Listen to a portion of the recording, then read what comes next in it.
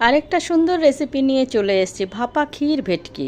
খুব সহজ পদ্ধতি, ঘরে থাকা উপকরণ দিয়ে দুর্ধর্ষ একটা রেসিপি।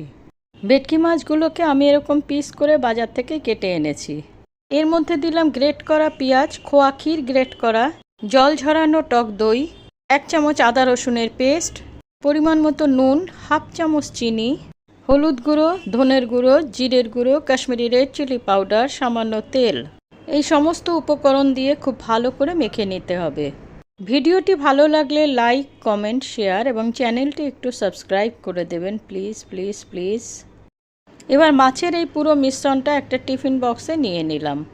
কড়াইতে আমি আগের থেকে জল ফুটিয়ে স্ট্যান্ড দিয়ে রেখেছিলাম। এর উপরে টিফিন বক্সটা বসিয়ে আধ ঘন্টার জন্য ঢেকে রেখেছিলাম মিডিয়াম ফায়ারে। দেখুন কি সুন্দর কালারটা হয়েছে, আর এর মধ্যে বেশি তেল মশলারও ব্যবহার হয়নি। এবার গরম গরম ভাত দিয়ে পরিবেশন করুন, এমনি এমনি 1 থালা ভাত উঠে যাবে।